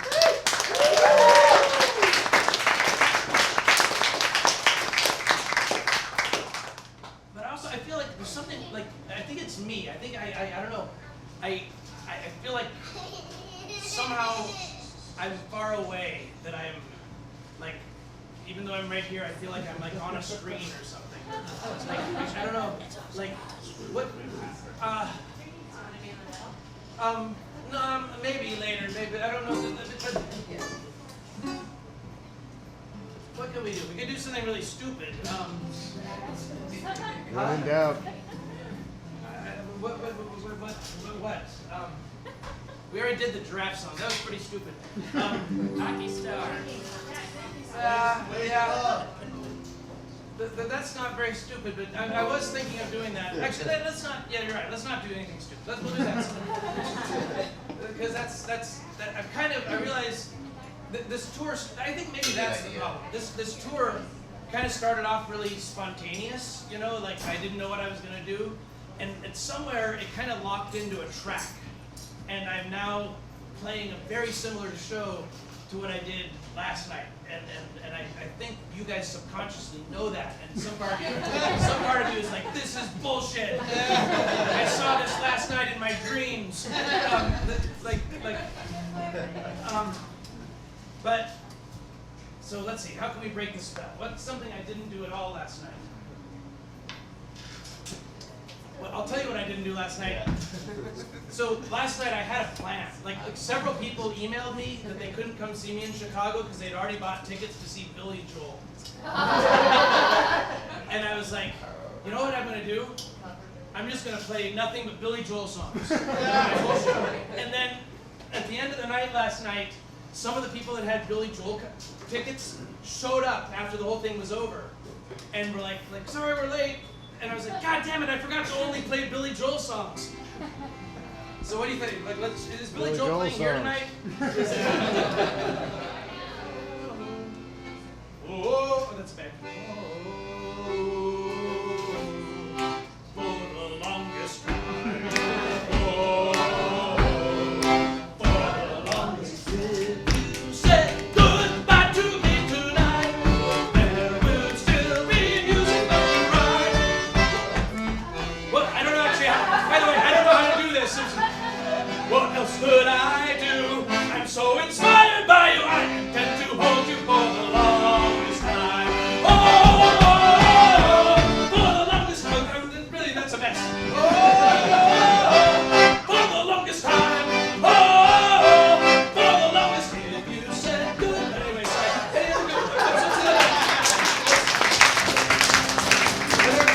Any other terrible good Billy Joel songs that need to happen right now? Huh? Oh no. That's a dangerous place.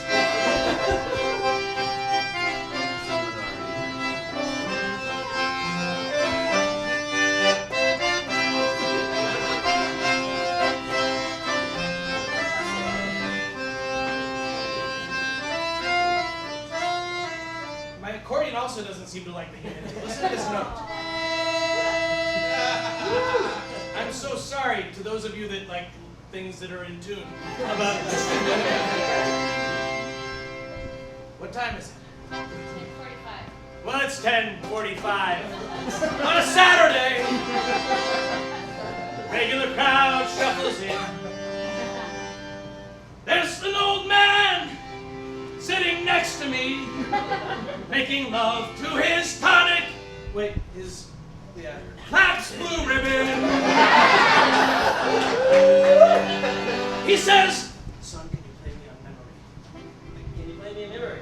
I'm not really sure how it goes. I don't know how it goes. But it's sad and it's sweet and I knew it complete. When I wore young men's shoes. Whoa. Oh, yeah.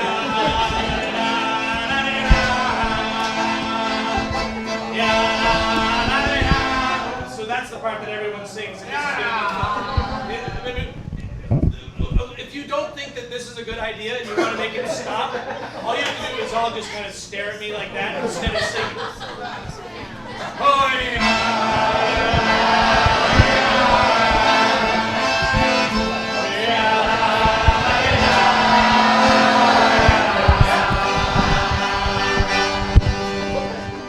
Well, John at the bar, he's a friend of mine. He gets me my drinks for free.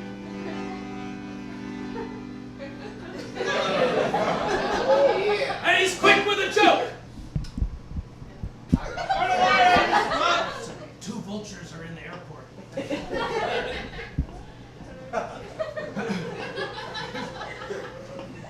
Okay.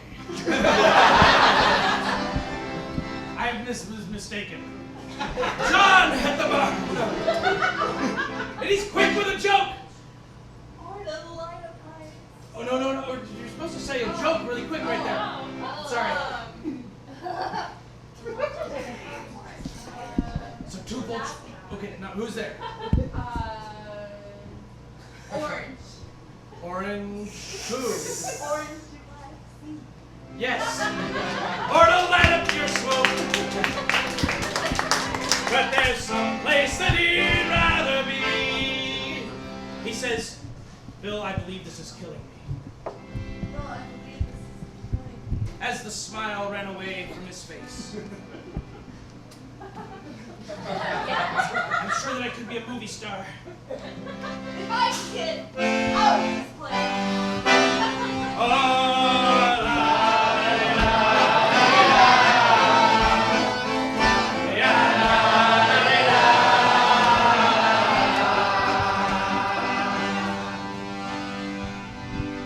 Now, Paul is a real estate novelist. What the hell is a real estate novelist?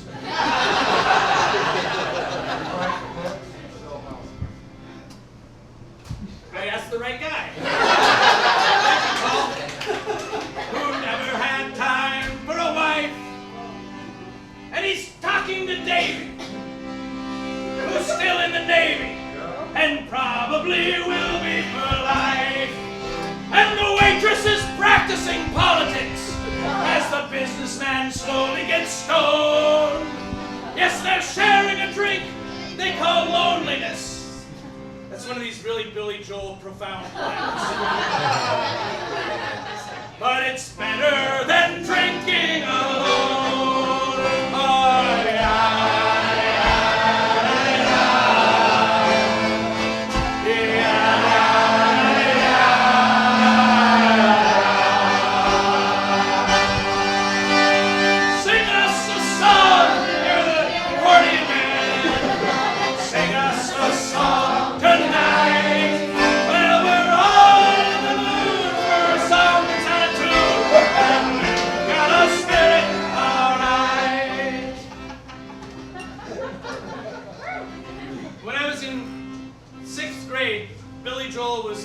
Greatest thing, except the monkeys. And like I had really bad taste in things. Well, no, I mean, Billy Joel's kind of awesome in a terrible way, but I remember a thing happened around that time. He had a concert in Moscow, and he's like one of the first musicians to ever go to the Soviet Union and perform. And it was like all over the news that this was happening, and then it was all over the news that he like freaked out on stage and started like screaming instructions to the stage crew, who were Russian, in English. Like, he's like, "Stop doing what you're doing with the lights! Fucking stop it with the lights!" And you know, like I just imagine what it's like to be a Russian lighting operator, like, watching some Americans singing in English, like, "Come out, Virginia, don't let it wait, stop it with the lights, stop it with the lights." And I don't think it really seemed very different. You know? I don't think they got it. And when they didn't get it, he like responded by like taking his like thousands of dollars worth of synthesizer and like turning it upside down and kicking it and like taking a microphone and like anyway, I lost a little bit of respect for Billy Joel that day.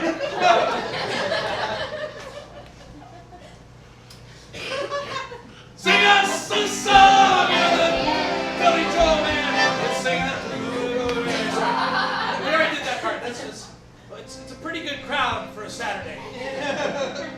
And the manager, where's the manager? Are you the manager? She gives me a smile.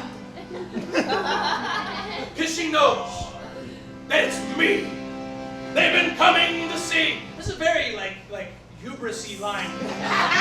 To forget about life for a while. And the accordion sounds like a carnival. And the microphone smells like a beer. And they sit at the bar and put bread in my jaw and say, "Man, what are you doing here?" We kind of took this too far. I could have just done like a verse and a chorus. Oh.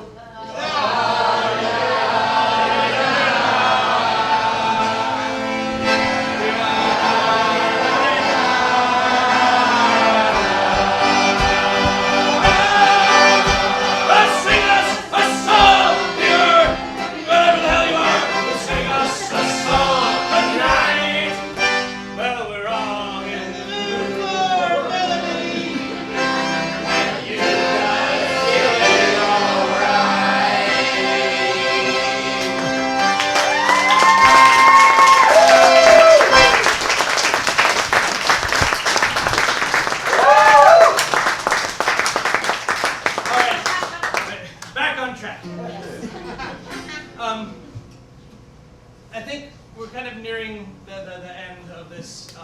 I will try to come back in less than 5 years. I hope people still remember me. If you know folks in Kansas City, I'm playing there tomorrow. I'm also, and then I'm heading towards home. Yeah, this is another oldish song, but if you feel like singing, it also goes ya da da da da. Afterwards, I've got a few copies of the Margaret book and some copies of one of my other albums, and I like talking to people. Buy lots of drinks, tip well, buy things from Stephen, who was amazing. Thank you so much for opening up.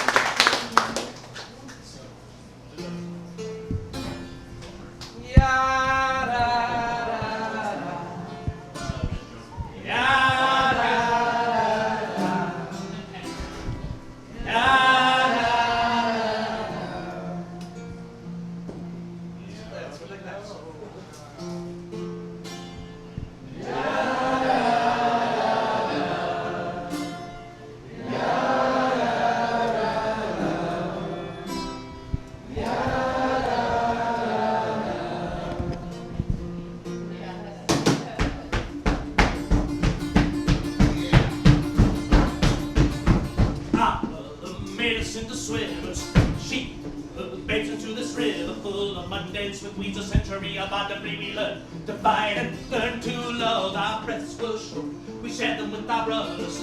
We learn new games under the covers. How to break and how to get, we learn to forget. We stand studies deeper than we thought. We can learn none of ways to love. But still I don't know, mother, who we are.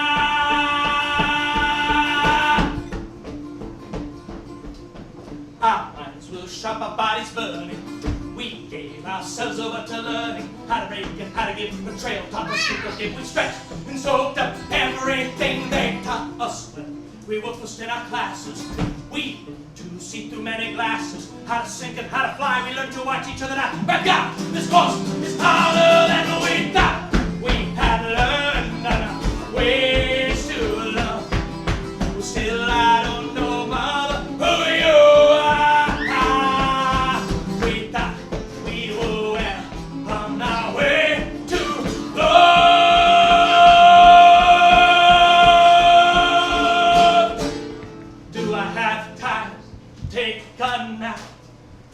On fire, the sky is falling.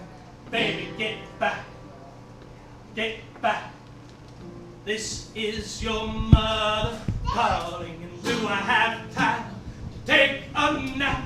The house is on fire, the sky is falling. Baby, get back, get back. This is your mother calling.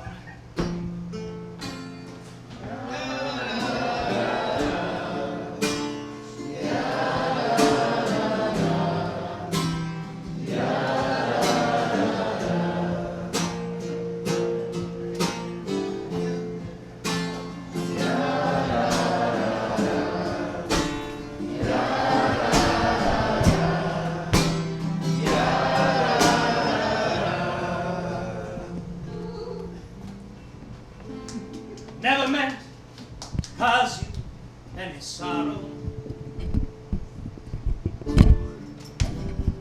Never meant to cause you any pain.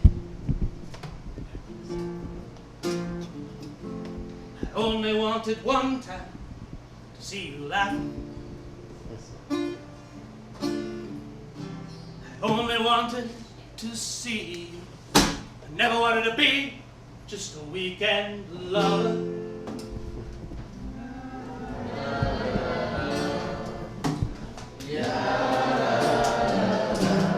Only wanted to be some kind of friend.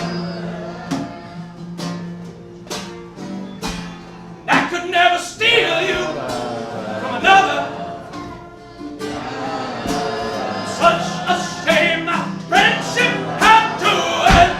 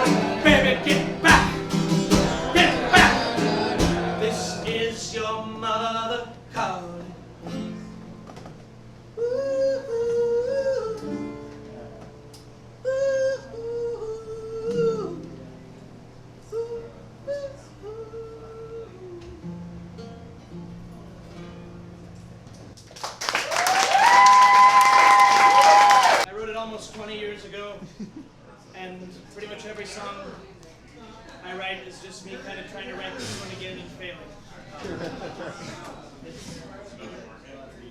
It's called The Last Song.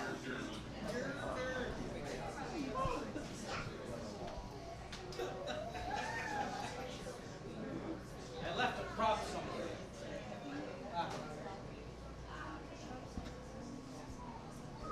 Yes.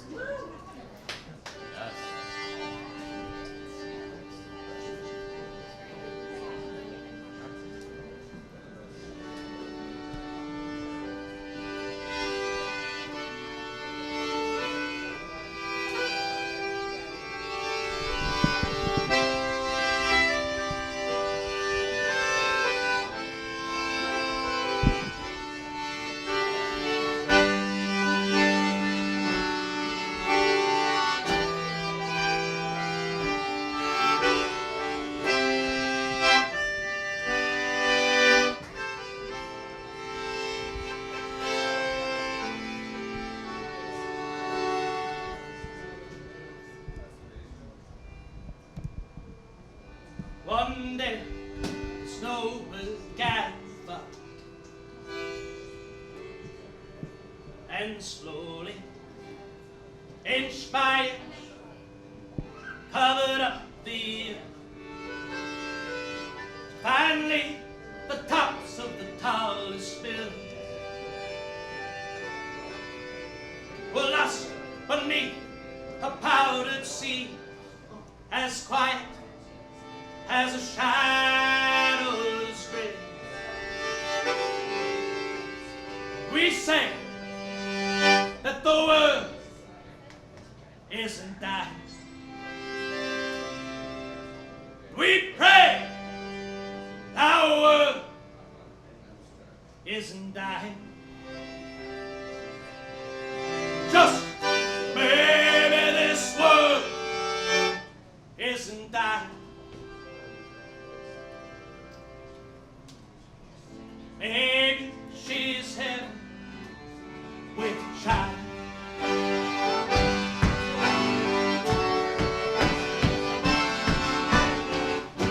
One night, a woman took my hat. I left my home and followed her into an icy field. When I wanted to go back, I'd lost the way. So she beckoned me to lie beneath the stone that always bore my name. And I say, this world isn't dying. I pray this world is not dying. Just maybe this world isn't dying. Maybe she's heaven with child.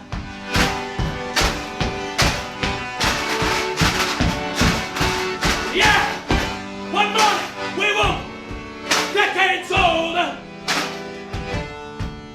In the streets we'd always walked upon, they were suddenly transformed or gone. I had a paralyzing notion. I dropped an entire ocean, something vast and shimmering that I may never touch again.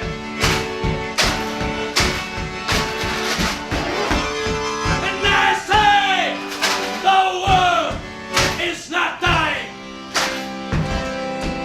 I pray this world is not dying. Just maybe this world isn't dying. We've been looking at these symptoms for a while.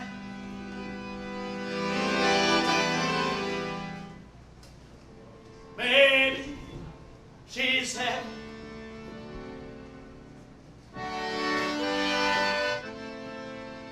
Maybe she's heavy